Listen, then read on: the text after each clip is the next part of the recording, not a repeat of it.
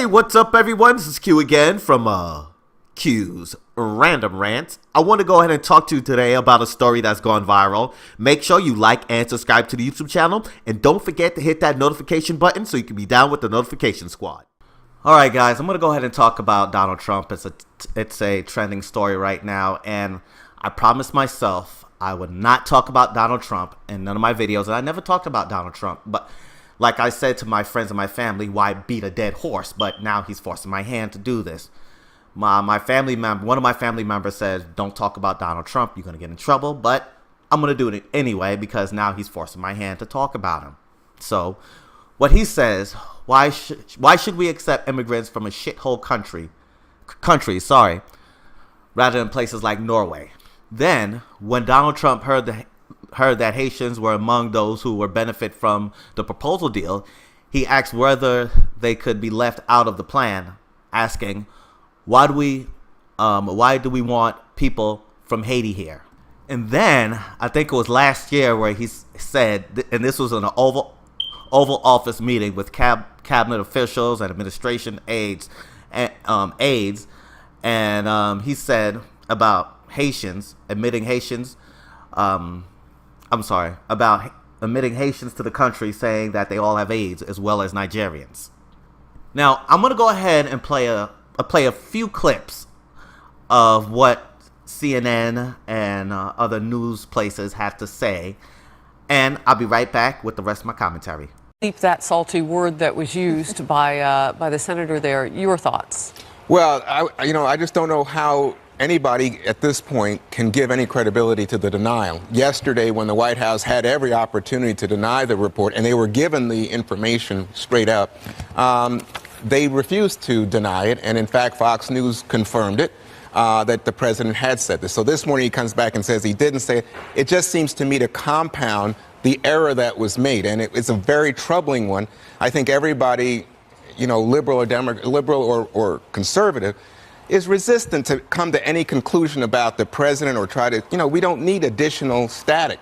But when he says things, need additional stuff. That's well, so true. it's not. It's so much. Remember the start of this week, Melissa. We were arguing about whether or not he was fit and mentally competent to serve as president. Then he put the meeting on television to demonstrate. And now at the end of the week, we're arguing about, my God, what did he say, and how can he say that about human beings? The country may be in bad shape, but we as Americans have always taken in people who seek to fulfill their dreams and their children's dreams in this country of opportunity. And here he is calling those people, not the country, by that vulgar term. Rachel? Well, first of all, my understanding of it was he was talking about the countries, those governments being not so great. First of all, I don't agree with this term. I'm glad Mia Love put that out, and I would too. Sometimes the best immigrants come from those kind of countries. They're better able to see the difference between what we're offering opportunity-wise versus those countries that are often corrupt and are dysfunctional. That said, I still have a problem with people in a private meeting going out and saying what the president said when they know, like right now, I just heard a report that said the Panamanian ambassador just quit over this. It makes our country look bad. I think the Democrats in this case should have used some discretion. And even if he did say that, maybe for the sake of the country, can I ask you a question, though? Not repeat it. And I understand what you're saying about the Democrats repeating this. There were Republicans in that room. We have confirmed that. Yeah, I know. Senators Graham, Flake, Cotton. I know, but and so for them, let me finish. On a day in which the president just signed a proclamation honoring Dr. King, which was a beautiful moment. Yeah. On a day that he does that at the White House, it is complicated. It is a point of conflict, if you will, in your mind to try to hold both these thoughts. And that's simply, if these men were there, and we know it's already leaked out and people are talking about it, where are their voices to either defend this president? They're not defending, which means he probably said it. Or say he said it and this was the context and adding their context to it. Where are those Republican voices?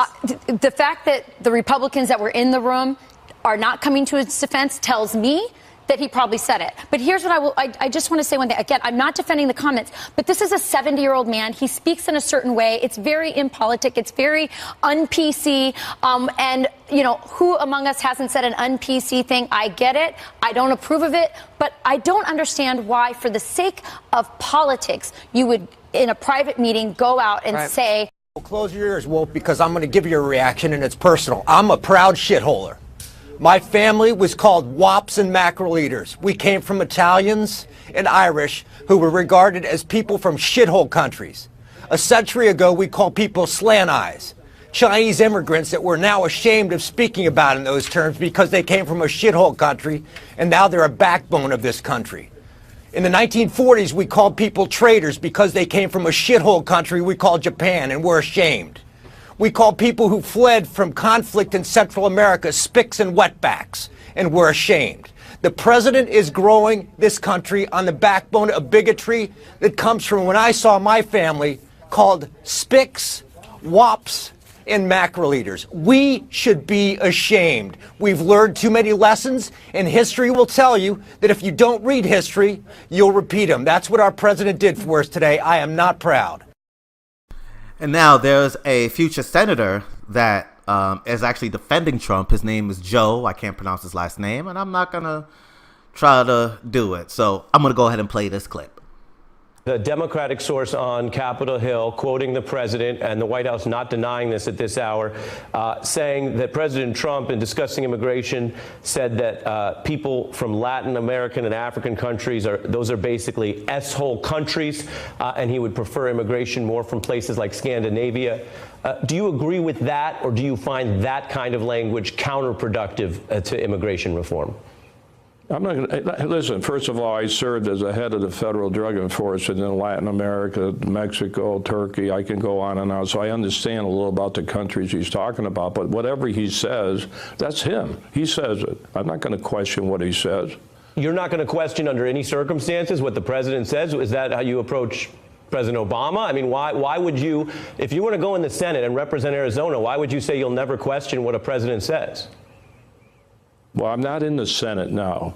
So, but that's the job you're running for, sir. That's why you're on tonight. You're a Senate candidate. We're trying to get a sense, I think, of what kind of leader you would be. And the president is saying people from those countries, those are S-hole countries. Is that good or not? Can you give a straight answer? No, I don't know. How do you know he said that? Is that what he said? He said someone heard him say that? Or did you read that in some book?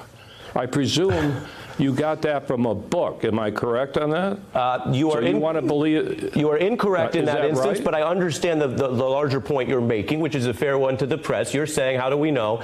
As I mentioned at the top, it's a Democratic source that he said it in a meeting, the White House not denying it. I suppose if you want to say in your answer if he said it, but what's your position? And then I'm going to take a break.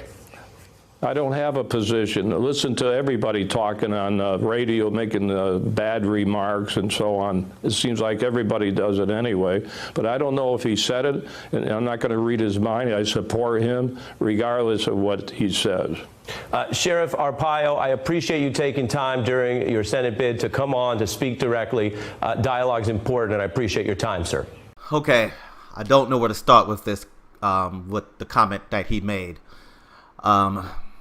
In front of everybody like that. The statement that he made was insensitive and very racist. See, the statement he made, you have to blame it on a mental disorder, all right? I'm not claiming to be a doctor or anything like that, but it's a mental disorder. I think he has personality disorder, all right? So a personality disorder is a type of mental disorder in which you have a rigid and unhealthy pattern of thinking, functioning, and behaving. A person with personality disorder has a trouble perceiving and relating to situations and people. All right. I am not defending Trump. I don't like Trump like the next man, but you have to look at the mental disorder that he's going through. If you look at the history of it on social media, in his speeches, and I don't know what else to say about this. He does have a mental disorder, and I hope he does get the help he needs. And alright guys, tell me what you think about this story in the comment section below. You can follow me on Facebook at Q's Rants. You can also follow me on Twitter at Q's Random Rants. Hey Thor! Hey! Cue the outro! shorty, where's your halo? I've been in the wrong instead of trying to